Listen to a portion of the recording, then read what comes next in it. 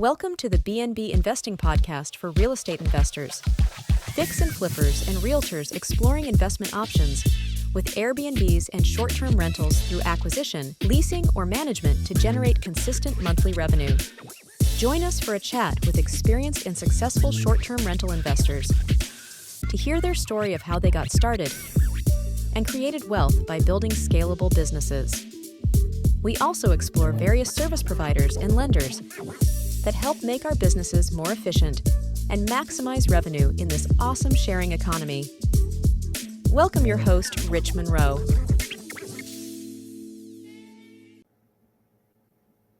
All right, hey everyone, it's Rich Munroe here with BNB Investing Group.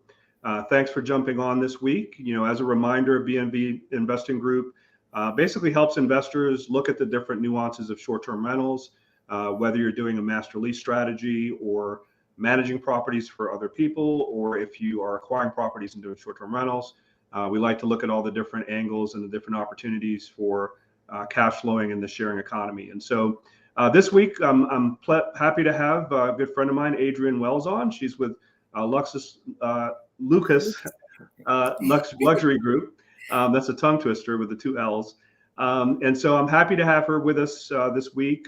She's been in Atlanta for a long time. And even before I got started in short-term rentals, I attended one of her meetings that she was having, one of her monthly meetings. And so I'm happy to hear kind of her background and how she got to where she is today. And Adrian, thanks so much for joining us. Thanks so much, Rich. It's so funny. You said you attended my meeting when I was teaching how to make the six figures, right? And I can remember distinctly, we were in Alpharetta. That's the meeting that you attended. Do you remember that one? Mm-hmm. And I remember you sitting in the audience. I was like, oh, nah, he's not going to be interested. I don't think he's going to do it. And look at you. You just literally turned this into a whole empire. So that's been so awesome. So that was just so funny. I was thinking about that. I literally don't forget that to this day. I was like, nah. And now here you are. Yeah, no, absolutely. You dropped a lot of good nuggets back then, with the success that you were having. And so are you still doing those meetings? Absolutely. I actually have been doing them online, but now as between May and June, I'm actually going to go live. But this time I want to go live like I did before, the meeting that you came to and you saw me teach it live. I want to go from state to state. That seems like it's be fun. I've done it for so long in Atlanta. Now I just want to kind of take it across the country, but I won't do it alone. I will be asking people like you yourself and other people that have been in this space. Would you like to join me in this city and just like do it live? I think people are yearning for that. Mm-hmm. They want that just like human interaction again, because all we do is just go on Zoom. So I'm looking forward to that. No, definitely. That would be great. Keep me posted on that. We'd love to participate. So tell us a little bit about how you got started with short-term rentals. Sure. So when I moved to Atlanta in 2008, the market was already crashed. Or actually maybe 2007 I moved, because while I was there, the market crashed. And I literally have been in real estate this is going to be my 37th year now. Become January is my 37th year. And when I went to Atlanta, I said, how do I reinvent myself? The market has crashed. So now it's hard to sell a house. What can I do? So even though the market had crashed in Atlanta, it's the Hollywood of the South. So a lot of people were still wanting to rent for their movies and their productions. And of course, the sports teams, they were still coming in and they needed that short-term accommodation. And this was definitely before Airbnb was even invented or it became popular or even started. So what I did is that I had such a strong background in real estate and a really strong background in news, because I used to be a news reporter for CBS, the WDJT, the affiliate in Milwaukee. So I was used to dealing with celebrities and talking to presidents and blah, blah, blah. So Atlanta, I merged those two worlds together. And I said, listen, I've got something that nobody else has. I've got the asset, right? And whenever we have the asset, you'll eventually get a client or you'll get somebody who wants that asset. So I didn't know anyone, Rich, when I came to Atlanta. I just had one of my college roommates who lived here, and she wasn't in real estate at that time. She's actually an educator at the local universities. And so I decided that I would start going and networking. Atlanta's very big with networking events, right? Mm-hmm. And so I started going to network events, and I just started marketing myself and say, hey, I particularly target those events that had to do with production and athletic teams. And I start telling people what I have. I landed a condo that I was marketing in Four Seasons. It was one of the penthouses. And so I decided that I'm going to have an event. I love doing that. So I use the space to have an event. But what I do, my strategy is I bring the clients to me. That way, it's no cold calling, it's no running around. You don't even really have to worry about referrals because all of those clients are coming to what? Your asset. And so that's how I got started and took off from there. And it's just been amazing. All right, very cool. So this is even before Airbnb really got popular and a lot of the platforms where people are kind of doing short-term stays. What was the average stay back then for the folks you were hosting? So the average stay for the productions, corporate clients, and athletes is about 3 to 6 months. So that was Okay. amazing. And Mhm. they require turnkey properties. So when I started that, I think Airbnb may have started, I think 2010, if I'm not mistaken, or 2009. I think it was 2010. And I was Yeah. already 2 years ahead of them. And I already was providing turnkey properties just as we do today, but they were all high end, they were all luxury because that's what that market required. Got it. Got it. And so is there a certain type of, we all know this is a hospitality business in general. So I got to imagine you got to kind of be on steroids with customer service when you've got some of the premier clients that you're hosting.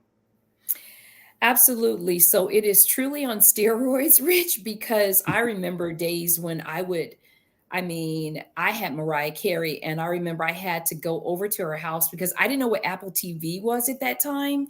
And I literally had to go and stay there while the tech was there because these clients required that you're there, everything is done perfectly or what have you. So you're 24/7, but it is definitely concierge hospitality more than anything. And I think that's what short term rentals are about. This is not your regular rentals that you're collecting checks once a month.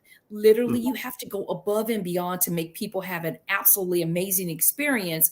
And luckily, I was able to do that and got a jump start on, working out all the kinks before we literally went full fledged with Airbnb, especially in Atlanta.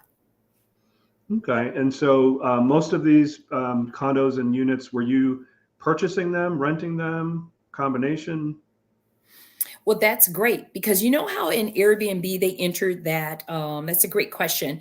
Remember when Airbnb came along, we were doing their concept or their definition of arbitrage. Yeah. I didn't even know that I was doing arbitrage before arbitrage was actually like, known to us. So no, I did not own any of them. I literally went to all of the buildings. I would tell you one of my secrets is that I went to the buildings and I asked the concierge because in all of these buildings, this particular clientele wants to stay in secure environment, right? A secure and safe place. So I would go to the concierge and I said, hey, here I am. This is who I am. And I know that this is a large building. So there must be some absentee owners that maybe they want to rent their place out for, while they're out of town, while they're on vacation. And that's actually how I started getting most of my properties. It wasn't through referrals. It wasn't through another owner. It was literally me going to the people that know the people. Does that make sense? That makes perfect sense. Yeah, definitely. And so you would kind of map out when those areas, those units were available and kind of schedule accordingly. Absolutely. So I would find out who the owner is because the concierge would help me do that. And then I would literally get a list of all the owners, call them up and say, hey, blah at the front desk said that you may or may be interested in earning some passive income, especially if you're not here. And so that's the way I was able to get in. And then from then it took off. It just took off from building after building. I was my highest number of properties at one point, and this was like at least for 2 years straight was 95. Then it was just very overwhelming because just remember sometimes like with you, Rich, people only want to talk to Rich, right? Mhm. Yeah. Sometimes they don't want to talk to Jane or John or whomever. And so after a while, it got to be so overwhelming, but the team just grew. And then we just grew and grew and grew. And then eventually COVID hit. And then that's when it's like, okay, it all comes tumbling down.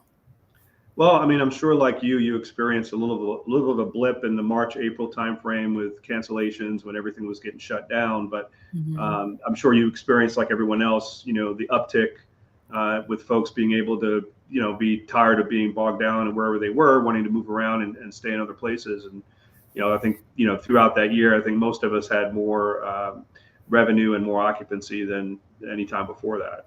So Absolutely. you experienced the same thing?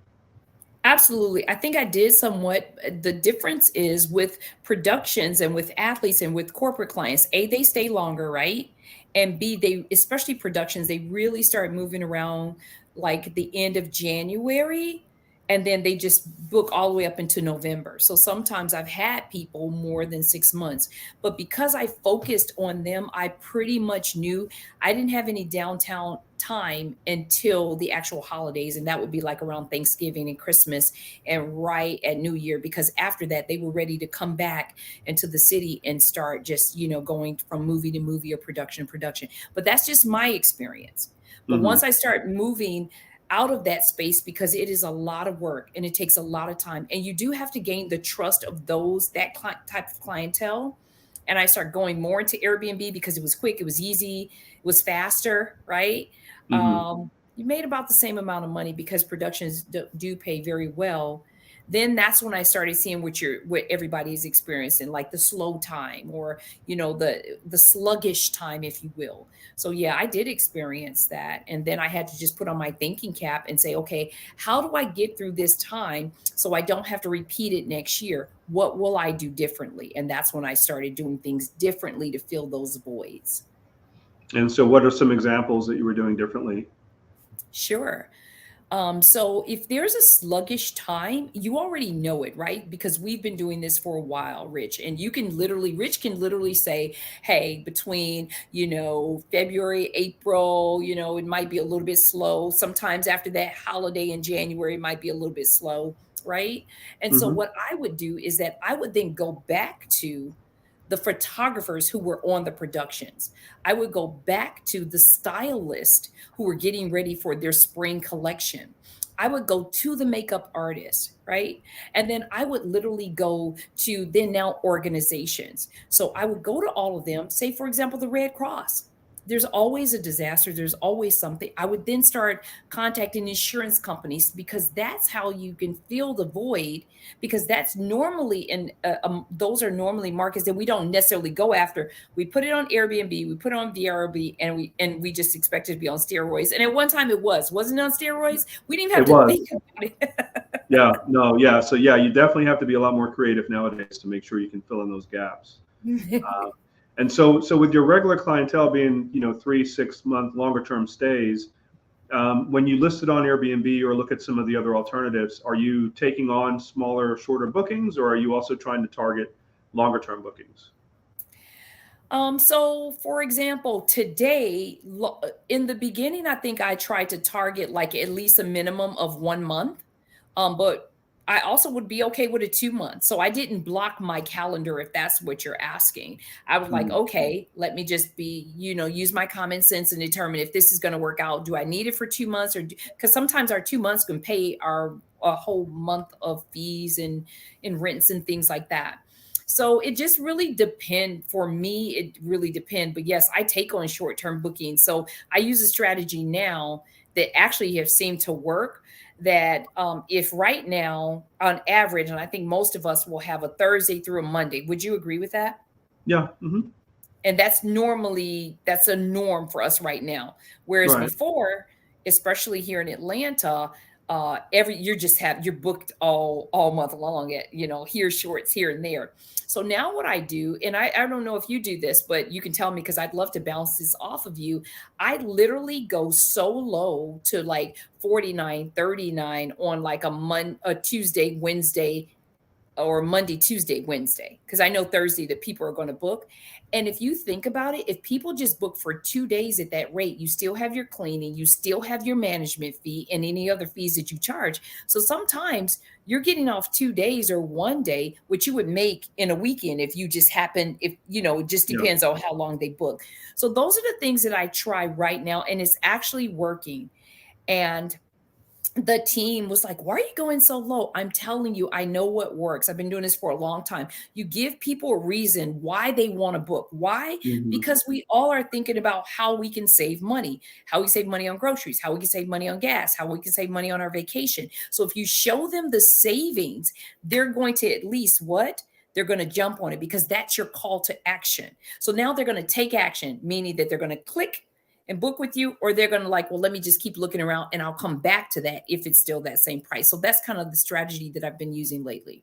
Yeah, no, I totally agree. And we kind of play around with minimum stay options too, to fill in some of those gaps. So, some of our properties are 4 or 5 night minimums, but if I've got the Tuesday, Wednesday that I'm trying to fill, I'll change it so that just for that week, it's down to 2 nights and people can book for that Tuesday and Wednesday to kind of fill in the holes. And so in addition to price, you can also play around with the minimum stay to kind of help fill that in as well. I agree with you.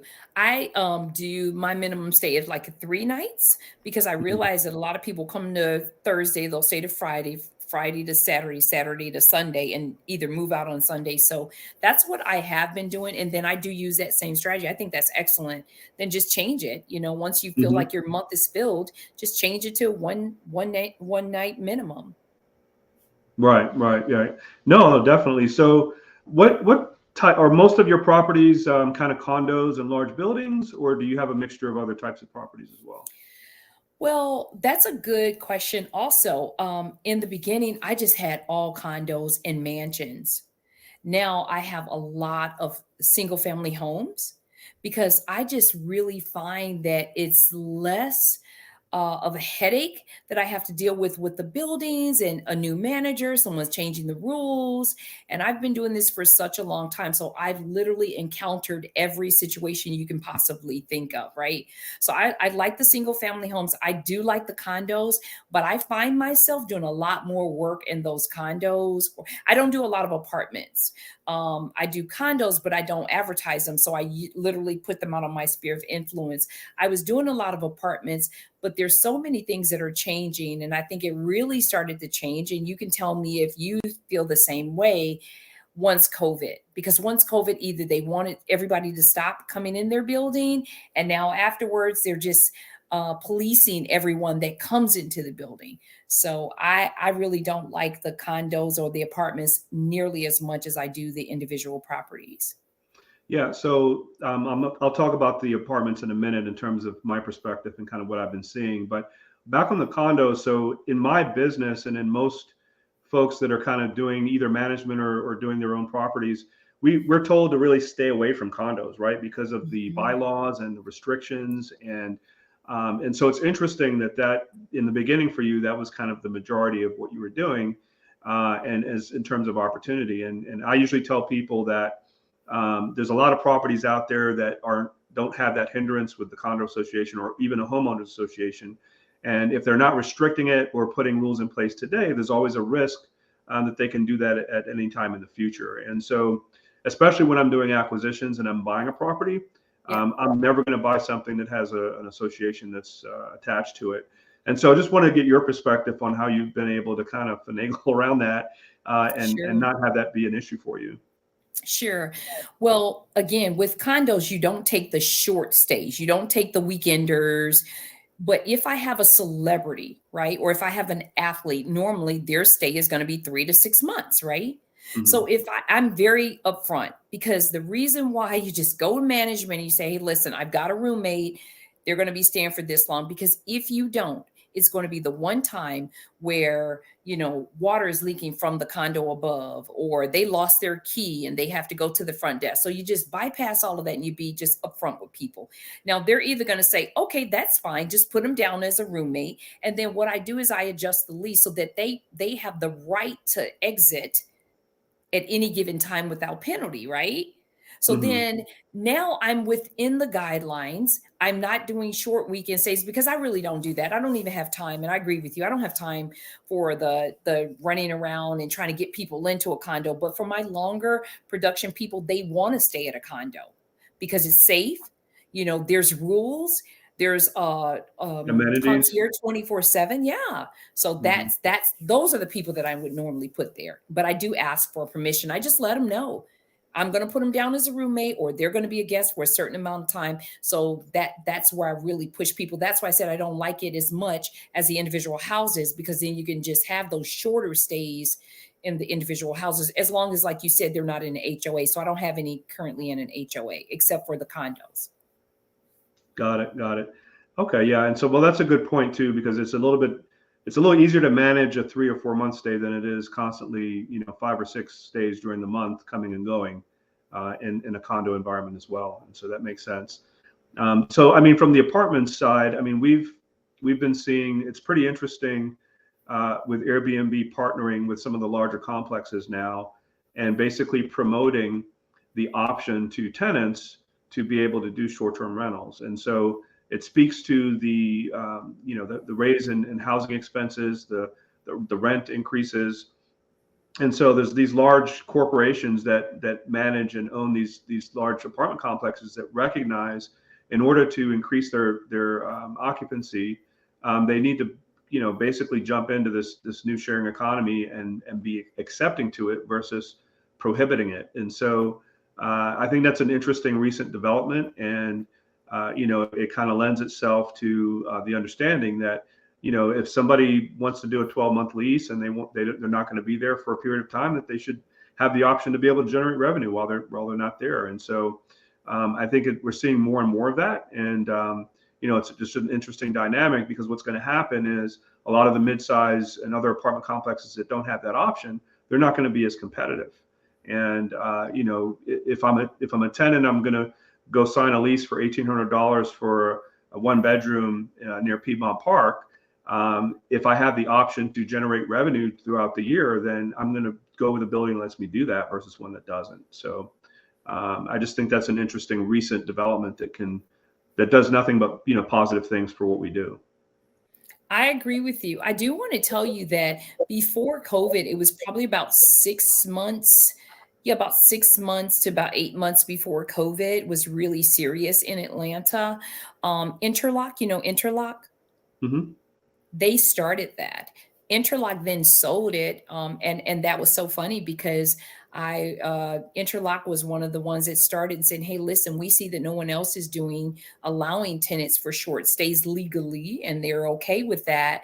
And now I see that they're doing that. So it seems like it's recent, but they have literally been developing that before COVID, and they were just able to get it off the ground because they halted the construction during COVID, and then once it pretty much ended, then they started back up. So to me, I think that they're one of the pioneers that started allowing it. And now it's, like you said, it's been taking off to some other buildings. But if you think about it, doesn't it make sense for them to allow that to happen? Because your tenants are going to stay there a lot longer. You're not going to have a lot of turnover. B, they're going to, especially if you have good people, right? And most of us in the world, we are really good people. Then what they're going to do is say, "Hey, listen, I don't want to mess this gig up, because basically I'm living rent free. All I have to do is maintain the clients that come." And then it's all about the rules. It's all about what you tell people, and you give them a level of expectation before they even pay, before they sign before they click the button. Just go ahead and tell them, "Here are my rules." And mine are pretty strict. So, I mean, I'm just straightforward. Here's my rules. You can take it or you leave it. And if you don't, it's no problem. And that includes anybody. Doesn't even matter, because believe me, with the clients that I deal with, I've had problems. Believe me, I have. Not a lot, but I've had some. The stories I'll tell in my book when I'm older. There you go. So tell us a little bit about what those rules are, if you don't mind. Sure. So first of all, I outline everything in the description. I do let everyone know that this is what's required in order for you to book. Please choose carefully if this is the booking for you. So some of the rules are, obviously, there's no smoking, not in front of the house, not on the exterior of the house. You are only going to use the code lock. There is no coming and asking for maintenance, especially if they're a little longer term. You must have housekeeping every 28 days. We also talk about, if you are booking for someone else, you have to tell us, which we don't really mind, right? As long as they check out. But if you don't, then we have the right to terminate this without going through Airbnb immediately. Now, obviously, we will send the notification. We also talk about that when you get there, you have so much time to tell us if you find that there's anything wrong. We do have quiet hours. That's super important. And if you break the quiet hours, we have the right to terminate this reservation without a refund of any kind. Please do not book this property without agreeing to all of the rules. And I'm telling you, that has saved us on every single booking because we're Mhm. so clear with all of our rules. We have not had one rebuttal from Airbnb because we go back and we tell them, hey, here's our rules. And we literally ask them, do not book this without reading and agreeing and consenting to all of the rules. So that's been working for me forever. And then we've had to tweak here and there based on, some of the experiences. But yeah, it's pretty strict. Especially there's absolutely no refund of any kind. So please don't book if you expect a refund. You know what I'm saying? Sure, Hmm. absolutely. So, and we talked about this earlier, but, I was at the city council meeting today in Atlanta for the hearing or the work session about the short-term rental ordinance. And I was talking with one of the council members. She's actually a district in Buckhead, Mary Norwood. And Hmm. she seemed to be surprised that we actually do have rules, and we require specific things before we agree to have the guests come and stay. And so Hmm. part of what I spoke about at the public hearing today is basically being able to, obviously share with the city council members and with city planning as they're putting together the licensing requirements, but develop some of a kind of a best practices and certification process for people that are hosts. Unfortunately, everybody hears about the bad stories and the party houses and the bad apples and the people that aren't doing what they shouldn't be doing. But there's a lot of us, the vast majority of the people that do this, especially the ones that are doing it professionally, have very strict requirements and have very little issues with parties and events and things of that nature. And so when you're looking at a legislator, even though they might be living next door to an Airbnb or a short-term rental, or they stay in one themselves, because they're not on this side of the business, they don't truly understand, what the extent that we go to make sure that we're looking out for the neighbors and, not having disturbances and things of that nature. So it was just pretty interesting today that it seemed the council members didn't seem to, they were like, "Oh, really? You guys do that? Can we get a copy of what you guys require?" Hmm. They were almost surprised that we actually do that to that extent. So, What are some of the things that you require? Because one of the things I just heard you say is that, we're looking out for the neighbors. I personally go and knock on the door to every neighbor because that's one thing about me. I rather tell you so yeah, I can determine if you're with it or you're not with it yeah. because I don't want any surprises. I don't want any phone calls. Let's just be above board, be honest. And either they are with it or they're not. So what are some of the rules that you have? Yeah, no. So I'll just add to that as well. I mean, we definitely, even before we go live with a listing, we introduce ourselves to the neighbors and let them know what our contact information is. And so that's a critical part. You don't want to wait till 3 in the morning when something's going bad to meet the neighbor for the first time. It's That's definitely true. better. It's definitely better to be proactive. But we put most of our guests, unless they've been guests that have been with us before or they have really good ratings. We put them through a pretty extensive vetting process. We also make them, agree in writing to what our house rules are. No gathering, no events, no other people there other than the people that have been approved to stay at the listing.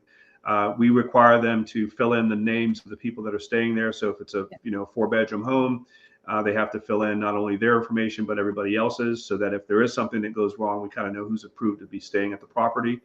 And we, like others, we use noise detection devices, and so the quiet time is a serious thing, like you talked about, from 10 p.m. to 8 a.m. usually. And we'll set the threshold at a low level so that at 2 in the morning, I'm not waiting for a loud music to happen. It's, it could be something that's like a loud conversation or something. And so we're going to be tapping that guest on the shoulder at 2 o'clock in the morning. Just want to make sure everything's okay. We don't want to disturb the neighbors. And so that's something that we kind of implement pretty critically. We also look at, we do like a background check, so to speak, or we score each guest profile, right? So is that Mhm. email address being used on Instagram, Facebook, LinkedIn, et cetera? or did they just set it up last week? Where's the IP address that they've inquired from? Are they saying that they're coming in from Philadelphia, but they're actually in Decatur and they want to throw a party? So there's things like that we do. We also require them to upload, depending on how their profile scores. Not only will they be required to upload their driver's license, but also potentially a selfie to prove that license matches the person's name, that matches the credit card for the booking, and so on. So we go through a lot of things to make sure that we can kind of cull out any of those fraud issues or some of the issues that are definitely going to cause you the problems. I agree with you. Wow. I do the same thing. It's just that I do, since I've been doing it so long, I mean, I can literally detect who's real and who's not real. As very few people have gotten away with anything like that. But I agree with you. They do have to tell me every single name. They have to provide their license. I do require that they cover up all of the personal information. Rich, I had a booking. This was a mother, father, and like 2 kids. And one of the kids was like a 4-year-old and the other one was like a 10-year-old. Do you know that they were staying with me for about a good 2 weeks? I remember this before COVID. And she calls me frantic. And this was like right in the beginning. Yeah, it was right in the beginning when I started. She's frantic. She's like, oh, my kid is there.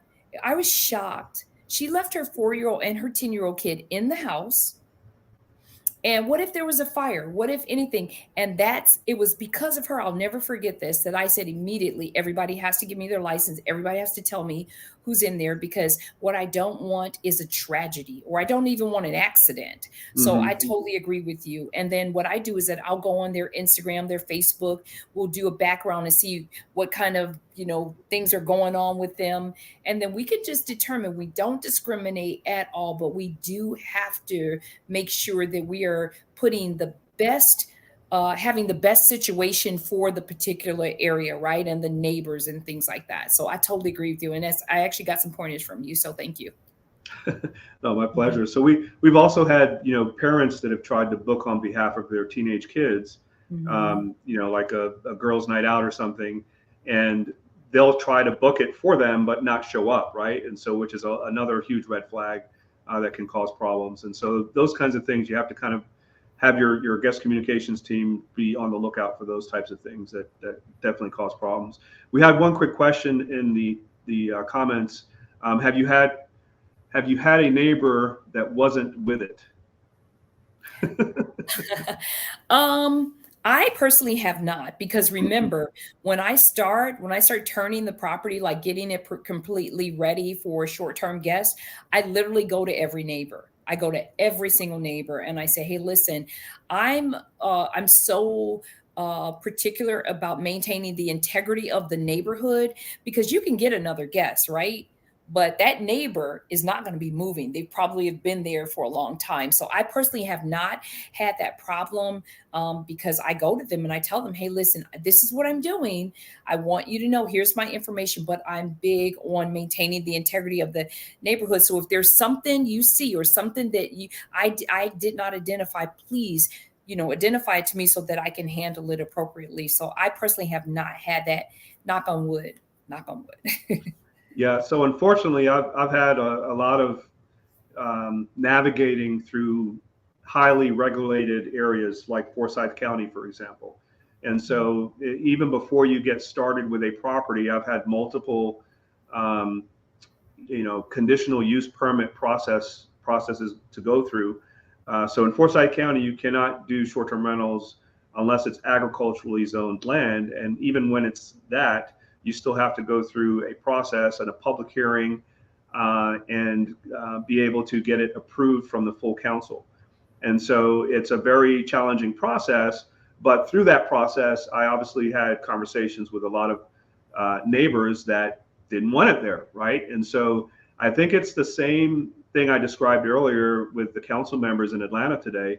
The general public, all they see are the bad stories that are on the headlines on the news and the party houses and all the bad stuff that happens. And so when you're able to kind of get that person's ear and have them understand that, I hosted probably 9,000 guests last year and we had no incidents, and this is why. And it's more of an education process, I think. So if you do have a neighbor that just immediately that's the knee-jerk reaction. I personally have 2 Airbnbs at my personal residence that are neighbors of mine. So I get it. I understand the concept. You don't want it in your backyard, but in the same vein, if you have someone that's managing that property and has an open line of communication, and you can see that they're clearly going to be making it a priority to take care of any issues that come up, then that's really the way to address it, I think. I agree with you. I totally agree with you. So back on you, Adrian. So how many properties do you currently manage right now? We're probably up to about 29. And honestly, I'm just going to reduce a lot of those. I just need a little more time freedom. So I prefer to go into teaching, just kind of give you the good, the bad, the money, and just go back onto my live tours. So yeah, I do have my kids involved. Like my 22-year-old, she really helps manage all of our Airbnbs in Atlanta. We have Indiana and Chicago. So yeah, I just want to scale down that, have more time freedom that we talked about before we started live. And so teaching is where my heart is. I love teaching. I love my events. And I'm going to just kind of move towards that over the next year or so. I want to go into that more than just managing these. I think I'm building up a good enough team that even if I took on more than the 29 that I have, I wouldn't have the burden of all of the responsibility. And that's where I want to land. So talk a little bit about your team. So your daughter's in the business. Do you have any employees or virtual assistants, or kind of what's the makeup that manages the 29? Sure. So I use the majority of VAs. My daughter actually lives in Atlanta. My son, who we're getting him into it, she's 22. She's been doing this since 13. He's been doing this since 13, but you know how boys are a little bit different. So I wouldn't say all of 13 to 18, but yeah, she's really great at it. But a lot of we use virtual assistants. So we literally have a revenue generator who is a virtual assistant. And that's all they focus on is where are our vacancies and how do we fill them? Do we go with productions first? Do we go with this first? And so I train them. I spend a lot of time training them. Here's what we say. Here's the script. Here's the emails, the constant contacts and things like that. Then we have a person who manages all of the virtual assistants, which is great because they are the mastermind. They're the sharp thinker. They're like, okay, here's the problem. What's your solution? That didn't work. So here is the solution. We also have a research person. So that person just works part-time. So they will research areas, especially when I bring on people that I'm teaching. So a lot of people will have me help them set up something in Florida, help them set up something in New York. I just had somebody in Illinois and somebody in St. Louis. So they would research their market, come with a whole presentation. We then have someone who does just our social media and our marketing. And we're actually taking a hiatus just for about a month. And that's actually great. I learned that you take a hiatus for a month, then you go back on. And then we have marketing, social media. Oh, and then we have our overnights. So we have one person that will switch off with another person and go overnight. So those international clients, those clients that, may have a party or what have you, the really late check-ins. So it's probably about 7 people.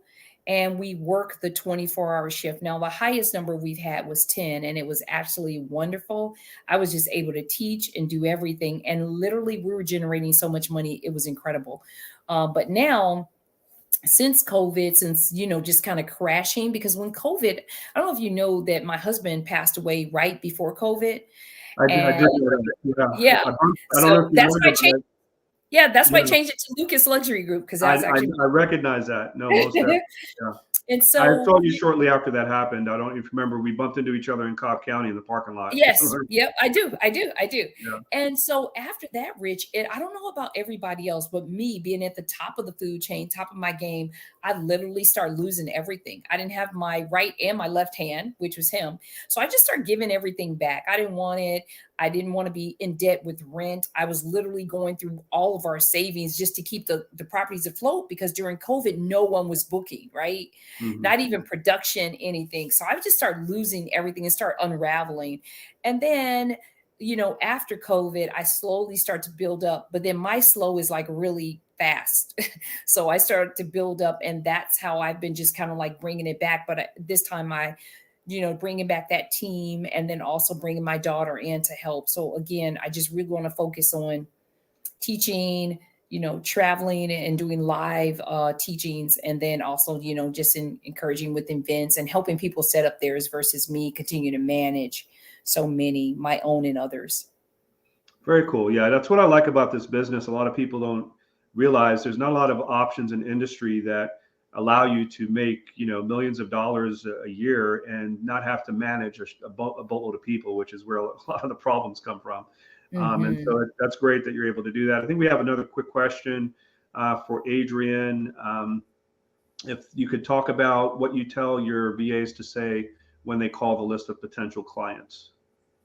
Potential clients who that we're going to possibly acquire their property to put on the short-term platform? Yeah, it sounds like that's what they're asking. If not, Okay. Put in the chat what you're clarifying, but I think that's what they're asking. Okay, sure. So one of the things is that first I make the initial contact, right? Once I make the initial contact, I let the client know, hey, I work with a team. It's not just me by myself, because I want to be able to provide you with the best service possible. One of my teammates will be able to follow up with you and ask you all of the questions, sort of like an intake, right? So I have an intake sheet. Hey, what's the best way to contact you? Is there anybody who's part of the decision making that they didn't tell me about? Maybe they have a wife, a cousin, a brother, whomever, right? Is the property ready to go right now? Is it okay if we turn the utilities on in our name? Is there, if there is an emergency, who do we contact?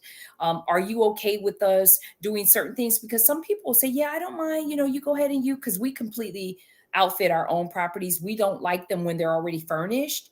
Yeah. Because then owners will be all upset if there's a stain or, something's broken or what have you. So we ask them all of those things. Do you have a washer and dryer? So I just literally do just a basic intake, and I literally practice with them. So with my VAs, one of the things about, I've been having VAs since 2011 or 12.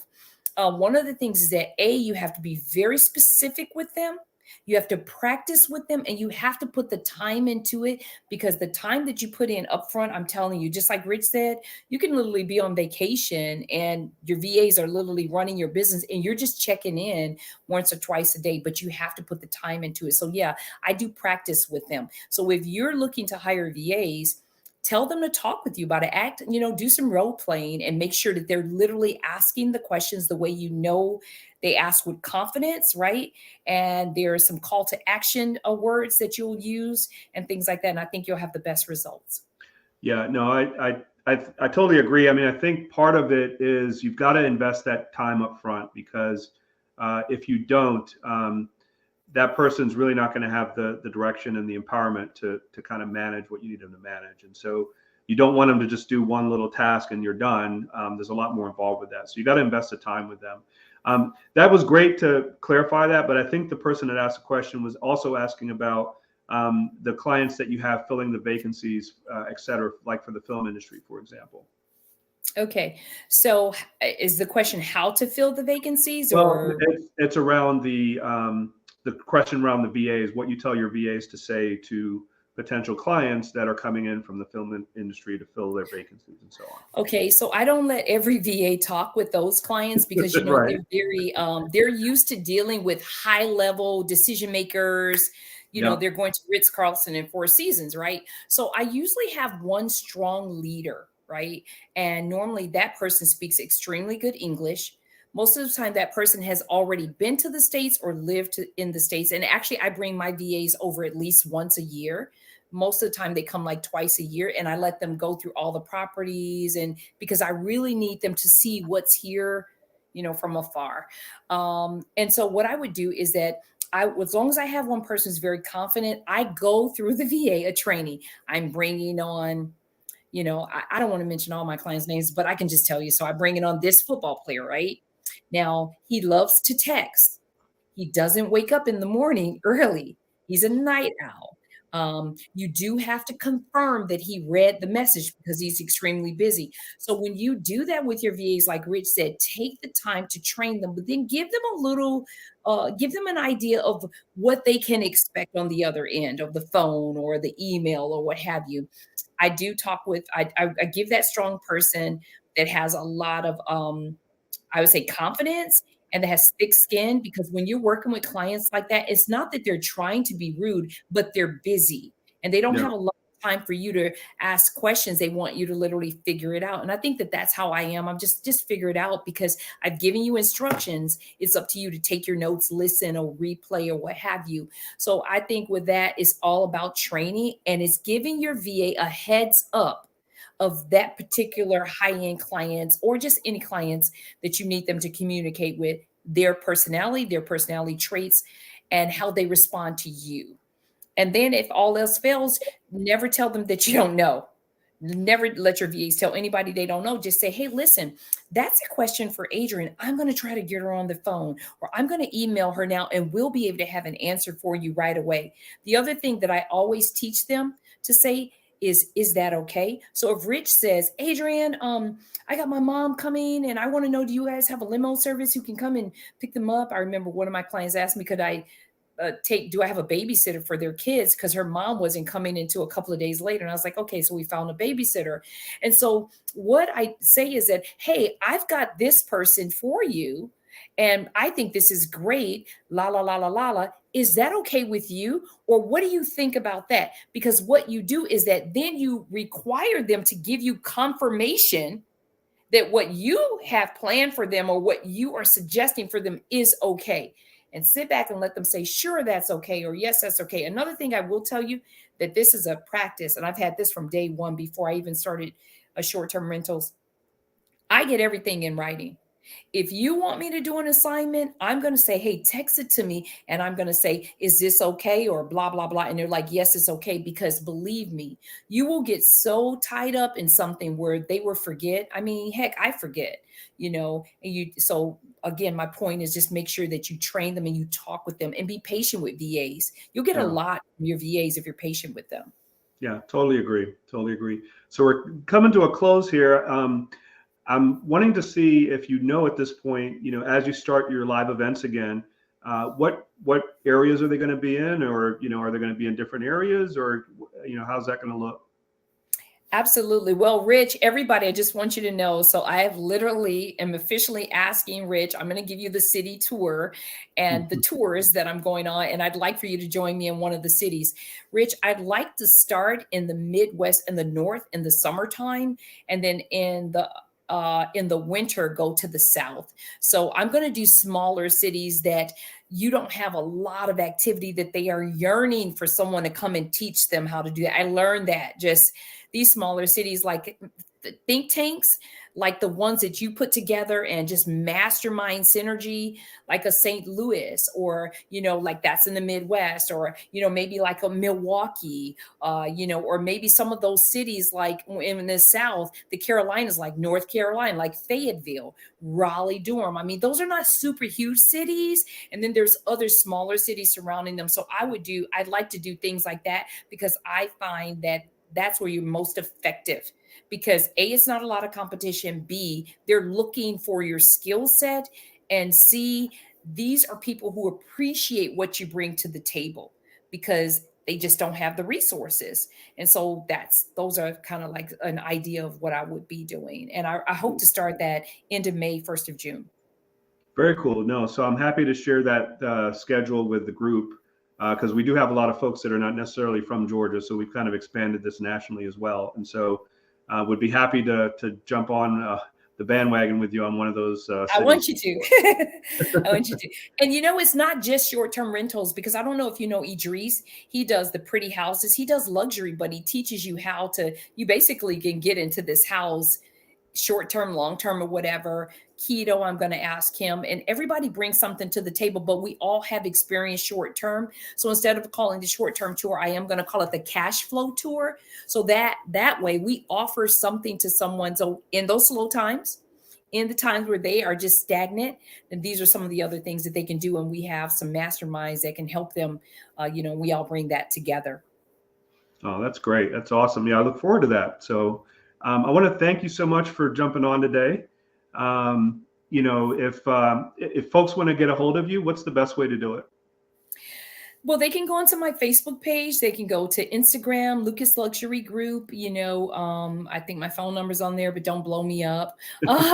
And then, I'm always present on social media. So you're welcome to send me a chat, if you have a question or something like that. And then I look forward to Rich join us on the cash flow tour. Yeah, most definitely. I look forward to that. And so in closing, B&B Investing Group, we help investors learn short-term rental business. And so if you want more details on that, feel free to reach out to me. Usually via Facebook Messenger is the best way to get a hold of me for that. And be happy to schedule a quick call and kind of go over what we cover in our program. But Adrian, thanks again so much. I know you're traveling, so I appreciate you squeezing us in this week. And I look forward to finding out the schedule on the tour and joining you.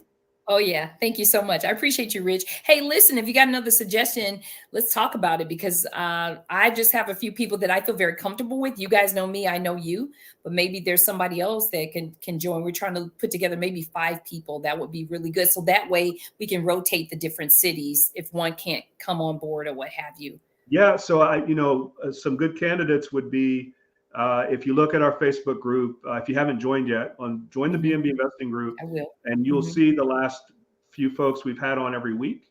Okay. Every single one of those folks could be candidates. I haven't got Keto on yet. Keto's on my list, but Anthony Williams, Errol Allen, there's a lot of folks that we've already had on a weekly live. So yeah, but yeah, I'll definitely give that some thought and give you some suggestions as well as who else might be good for that. That'll be amazing. All right. Thank you so much. I appreciate your time. Thanks, Adrian. Take care. Bye-bye. Bye-bye. Thanks for jumping on the BNB Investing Podcast this week. Please click on the subscribe and like button below. For more trainings, property tours, and content, you can join my BNB Investing Facebook group by clicking below.